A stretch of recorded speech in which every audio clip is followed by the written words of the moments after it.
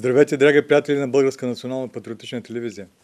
Радвам се, че днес сте със студио изкуство с мен Динко Ненов и ние днес ще говорим с един скулптор, който гостува на Руския културен център. Тази вечер се открива изложба от 18:30 и всеки, който иска, може да посети. Аз се радвам, че мога да ви представя господин Марин Попов. Добре дошли, господин Попов. Благодарим. Радвам се, че може да говорим и да споделим и болката и радостта с това, което вие се занимавате. Вие се занимавате, бих казал, с едно трудно изкуство, скулптурата, където трябва човек да има много дух, много сила и вие сте го доказали, разбира се, в тази цветуща възраст с толкова много неща. И благодарим, че така сте ги забелезали тези неща. Да. Аз искам, преди да покажем и вашите неща и да говорим за сериозния път, така да се каже, който сте поели, да разкажете нещо за първите трепети, първия ви усет към пластиката. Да бъда малко по-кратък, ще започна така с по-късно време. Но всичко това ми се подаде още като дете. Започнах да се занимавам с рисуване. В училище ми отнеха една много хубава рисунка, която ме вдъхнови за това, че те са взели като най-добра в самото училище. По-късно започнах да се занимавам, нещо ме чевъркаше и започнах да се занимавам с гипс и глина. От тук се родиха много неща, които ме подтикнаха и ми дадаха открито желание за работа към изкуството. И започнах да рисувам, да се занимавам с глина, с гипс. И като ученик няколко работи бех направил в училище. По химия нашата учителка искаше да се направи домен на пеш. Аз я направих с любов.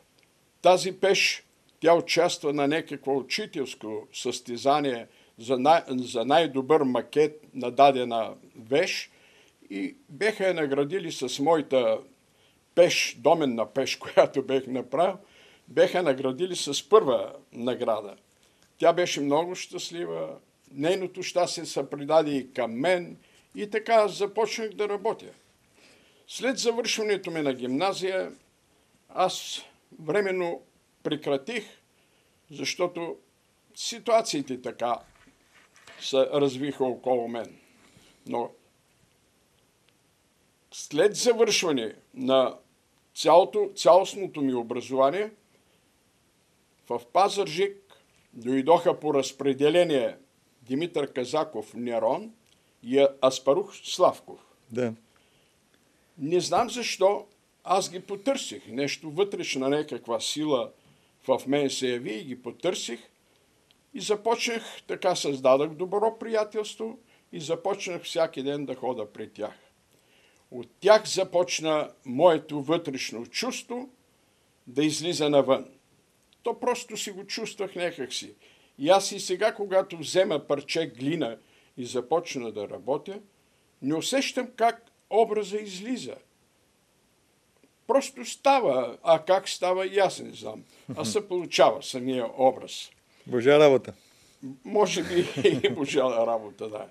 И така, под тяхното наблюдение и моето желание се създаде голяма дружба и любов и станахме добри приятели.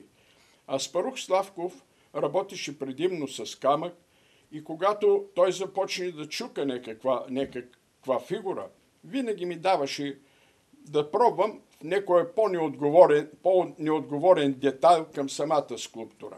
Задна част или някъде, където ако аз направя грешка, той да може лесно да си го възстанови. Това нещо ме вдъхнови силно. Отпуснах се и започнах да работя самостоятелно, за да правя свои проби. И така ми се родиха няколко работи в тази игра за мен. Дойде ми поощрението и започнах да работя. Направих, си спомням тогава тези години, 61 година, направих под наблюдението на Аспарух Славков, а по мое желание и вдъхновение образа на Ленин, който и сега е в къщи. Да. Много сполучлив, много хубав. Представи го това ми е първата работа, която е представена на комисия.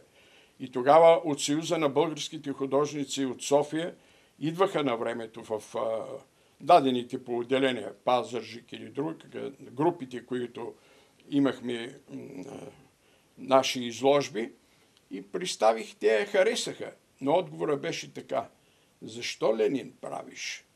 Ленин го правят определени хора. Хербел, там и други. Ако беше, вика, работник или нещо друг, творбата ти е прекрасна, щехме да я вземем. Отхвърляме твоята работа. Ти не, фактически се явява, че аз не мога да правя такива велики образи. Може би и така е. И дълго време работих с Аспарух и Нерон, но един ден мой приятел от София сподели с мен и ви каза да те вода в Комида на работа. Предложиха ми, отидах в управлението и ме изпратиха там като техническо лице. Не знаех какво ще работя. Там директора ме назначи на едно предприятие, което отговаря за ремонта на трактор ТДТ-55. Тези тракторчета, които Втората световна война са плашили германците. Да. Аз приех тази работа, бързина влезнах в нея, но свободно време имах много. И започнах това, което ме отвътре, да го търся в тайгата. А руската тайга е пълна с изненади. Необятна. Тя е необятна, тя е красива, тя е нещо уникално. Уникална е тайгата. Който е имал щастието да влезе в тайга и да разгледа, ще бъде щастлив. А аз съм имал щастието да живея 10 години в тази тайга. Там бяха и моите деца, и жена ми. Там се учиха децата ми в началните години. После пораснаха и след като отраснаха, след 10 годишен престой, аз пристигнах тук. Но да се върна малко назад. Тогава, когато бех в тайгата, имах възможност да се запозная с руския художник Венцислав Поччуев. Огромен талант, огромни знания. И той трябваше да подготви някои произведения свои, да ги покаже на Олимпиадата в Москва. 82 година ли беше? Не си спомням сега в момента. Да. И 3 години ние с него, той имаше своя ателие, руснаците му беха дали, а и на мен, аз имах преди него. Аз работех в моето, но повече стоех при него, защото той ми беше много интересен. Работеше предимно с дърво, много спокойна работа, с голямо усет към дървото, с голяма любов и произвеждаше прекрасни произведения. Прекрасни. По целия свят може би да има той произведения. Сприятелихте се с него. Сприятелихте се с него и това ви даде още по-голям тласък. Станахме приятели, семейни и сега имам спомени, снимки от него, как играем шах, как се занимаваме, как работим. Да. Вкъщи ги имам тези материали. Жал ме е за него, че се разделихме. Плаках, когато се разделихме. Той е прекрасен човек. Аз разбрах, като говорихме с вас, че вие сте имали възможност да останете там. Да, давали се ви ателие. Да, имах предложение от град Кослан, от парторга на този район, да остана и да ми дадат жилище с постоянно жителство. Да. Но носталгията към България ме накара да откажа. Условията, които ми предлагаха, бяха прекрасни и една от задачите беше аз да остана и да уча в тази далечна тайга децата там. Да. Има прекрасен народ. Честни, добри. Там ни посрещаха в някои райони, както Юрин Гагарин посрещаха, така и нас ни посрещаха. И като знаеха, че аз ще отида скулптор, те бяха възхитени. Там направих 10 самостоятелни изложби. Правил съм в град Сивтивкар, столицата на Коми АССР. Усогорск, Кослан, Благоево, Междуреченск, Значи, там, когато правех руснаците, обичаха много изкуството. Имах много голяма посетяемост от хора. Посещението беше огромно, аз бях много щастлив. Преминаха тези години, децата отраснаха и трябваше да си дойдем. Аз напуснах, макар и с тъга. Напуснах тайгата. И дойдох тук. Но тук, като дойдох, аз не оставих моето творчество. Започнах да търся из нашите гори подходящи дървета. Ходех често по реките, по Тополница в град Пазарджик, по Марица. Намирах изоставени дървета, давах им нов живот. И ето на тази изложба вие ще видите както мен, така ще видите и моите произведения, моите детайли. Аз съм ги оживил и тези умряли дървета ще живеят и след мен много години. Благодаря за това, което споделихте. Сега ще помоля да видим фотографиите, които сте предоставили. Това е от предстоящата изложба. И ще говорим. Може да коментираме даже. Какво виждаме в момента? Това е глави. Вие много обичате да правите глави. Да, спокойна, прекрасна глава. Вижте какво средоточение има. Каква тишина, какво спокойствие. Аз я харесвам, много е хубава. А тук е изгряващото слънце. Да. В тайгата слънцето, когато изгрява там, понеже са много, гората е много дървета, и виждаш между тези дървета светлината на слънцето. И така ме е възхитило, че чувствате образа на слънцето, а и след слънцето излъчването на тези лъчи в три варианта. Първи, втори, трети. Прекрасно. Огряващото слънце. Много хубаво. Аз го харесвам. Обобщена глава. Да, глави много. Да. Некъде тук в този... А и много са отишли по чужди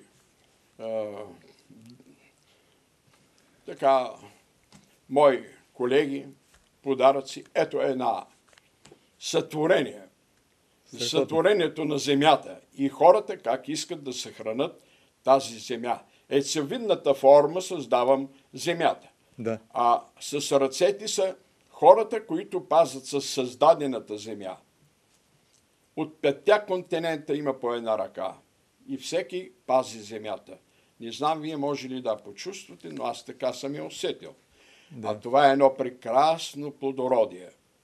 Плодородието на плодове, плодородието и на човека.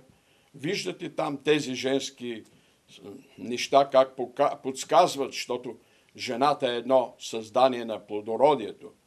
Благодарение на жената и ние сме плодове на нашата планета. И ние сме хора, създадени от плодородието. Така е. Ето го плодородието. А тази творба ми е от Коми АСР. Енчо Москов на времето доведе у нас, моя дом беше направен в Коми АСР, огромен дом, като тази зала, която беше направена за моите сътворения. И аз, когато го направя, те го съхраняваха там. И като дойде някоя делегация, ги водиха там да покажат, че ние не сме само дърворезачи и производители на дървета, а имаме и творци, културни творци, скулптори, художници. И те живеят и работят в тази тайга. И тогава министъра на горите на Русия, на Съветския съюз в момента, пожела тази творба да му я подарим. А моят отговор беше, че аз не мога да я подаря, защото аз съм я родил и я обичам много. Тя е много красива. И отказах на Енчо Москов, първият секретар на Комсомола на времето тогава в България. И му отказах, защото не можех, тя е мое дете, тази творба. Остана. Отказахте на министъра. Отказах на министъра на горите. Ако министъра усети, нека да ме поздрави. Добре, нека да видим и другите творби. О, Усмихната. екстра. Много красиво. Харесва ли ви на вас? Да, много усмихната, много жизнерадостна работа. Много, вижте какъв дух има, какво настроение, каква дълбочина, какъв... Ето го. Не. Искам да кажа на уважаемите зрители, че вие сте предоставили картини, които са така, бих казал... От тайгата. Това е една тайга, която имаше пожар през летото, изгоряха дърветата и аз създадах тези неща. Те са Но като тук аз повече едно допълнение. внимание Така. на скулптурите. Да, разбира се, те са като един фон, би казал, като едно допълнение. Ето вижте какво е. Това е самобитност, това е едно много хубаво произведение. Навсякъде, къде го поставиш, ще стои много добре. Ето природата и жената. Ако може в по-голям така обем да се даде, да се види в по-близост на зрителите, ще бъде прекрасно. Това е един кът от моята изложба. Тук ще видите много неща. Който има възможност да посети изложбата, ще види ето една също прекрасна турба, прекрасна. Хубаво да се погали и да се види. Вижте метода на този стил на работа. Това може и наши колеги, художници, да се получат как може да се направи един берелев по този начин. Разбира се, да. Какво са творения. Те стоят много модерно неща някои. Това също е много модерно. Казва се пред портрета. Това е една прекрасна мама и едно дете. Вижте какво е. Харесва ли на вас това нещо? На мен ми харесват нещата, защото са и много така почувствани вътрешно и много модерни. Да.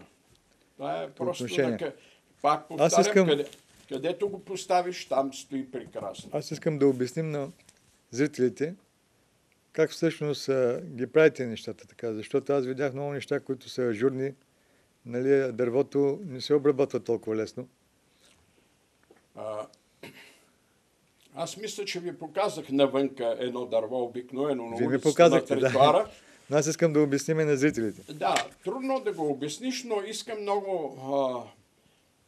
много силна памет в момента, когато видиш дадено дърво, веднага да прецениш ти от това дърво какво може да сътвориш. И тогава вече, ако си го усетил, ако си усетил неговия дух, неговия начин, може лесно да сътвориш някакво произведение. Но обикновено, когато дървото е по-голямо, го режа с бензинопил, издълбавам го с бензинопил и с длета, които ми са спомен от Съветския съюз, от тайгата, от Коми. Там имах в моята работилница един строгар от България, името му забравих, то беше прекрасно момче, като майстор.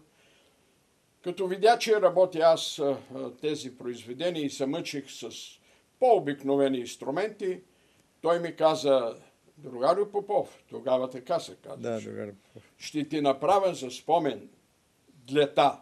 И действително ми направи прекрасни, по-добри от шведските.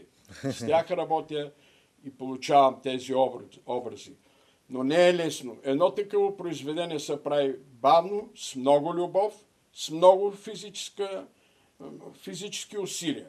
Но в крайна сметка, когато излени твоята рожба, ти я обичаш, ти живееш с нея, не искаш да се разделиш тази. Така е. Да видим и другите рожби. Това е домашен дух. А там виждате ли тази в дъното, с камбаната? Да. Това е доброто и злото. Темата, която аз често работя върху тази тема, тук доброто, винаги борбата между доброто и злото е вечна. Но в крайна сметка, злото, колкото и да е зле, доброто побеждава. Да. Това е прекрасна творба. Майката, бащата, който е застанал така, и вътре тяхната рожба в духа и в душата. Да. Детенцето, което вие го виждате вътре, то е застанало както своята майка и баща, но в сърцето, в душата на човека. Всеки, това е в профил.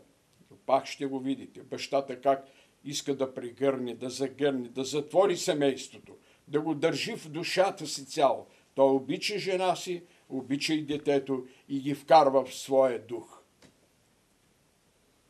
Да. Там дъното виждате една прегръдка, тя е много интересна. Старт се казва това. Старт. Харесва ли ви? Много често ние сме изправени пред един старт. Да, живота е така. Живота е така. Това е хоро. Хоро. Виждате какви хубави неща има около хорото. Виждам колко са организирани пластиките ви, как стоят Да. добре в цялото. Действително прекрасно стоя. Моисей. Това е последния удар. Мисълта ми беше да го направя последния удар на Мухамед Али, но по-после останах с решението да бъде само последния удар.